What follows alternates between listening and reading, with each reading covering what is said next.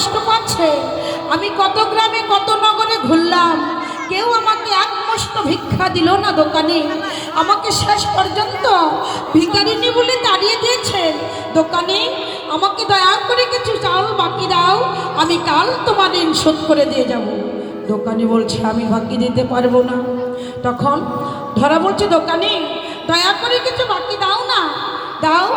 আমি আমার গৃহে যে দুইজন অভুক্ত অতিথি বসা, তারা যে ক্ষুধায় বড় কষ্ট পাচ্ছে।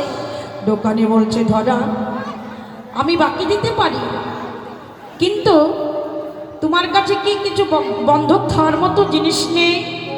ধরা বলছে না দোকানে, আমরা যে বড় গরিব, আমরা ভিক্ষাজীবিত প্রাণ, আমার ঘরে কিছু বন্ধক খাওয়ার মতো জিনিস নেই দোকানি।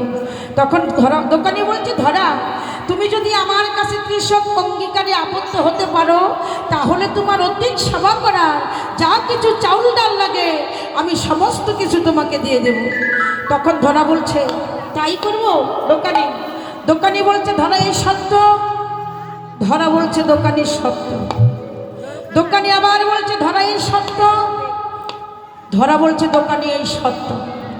দোকানি বলছে ধরা এখনো তোমার চিন্তা করার সময় আছে, তুমি চিন্তা করে দেখো না কেন? ধরা বলছে দোকানি আমি যতবার চিন্তা করে দেখি না কেন, ততবার আমার ওই বালকের কথাই মনে পড়ে। বালক বলেছে মাসিমা একবারে চেয়ে দেখো, আমি যে আর কিছুতেই ঠিক থাকতে পারছি না মা, আমার যে বড্ড ক্ষুধা পেয়েছে মা, দয়া করে আমায় কিছু খেতে দাও। দোকানে আমি যতবার আমি মনে করি না কেন, ততবার যেন আমার ওই বালকের কথাই মনে পড়ে। দোকানে আমি তাই করব। দোকানি বলছে ধরা এই সত্য। ধরা বলছে এই সত্য।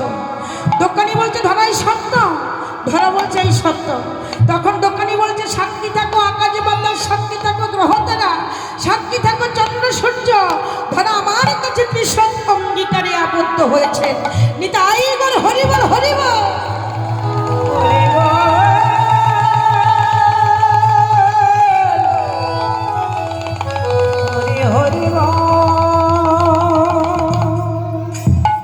তখন দোকানি বলছে শোনো ধরা, তাহলে আমি তোমার কাছে কি চাইব?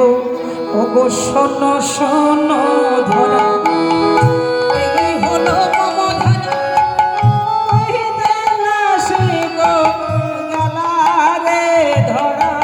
শোনো শোনো ধরা, এই হলো মমধরা, হইতে না সে গো গেলা রে ধরা। শোনো শোনো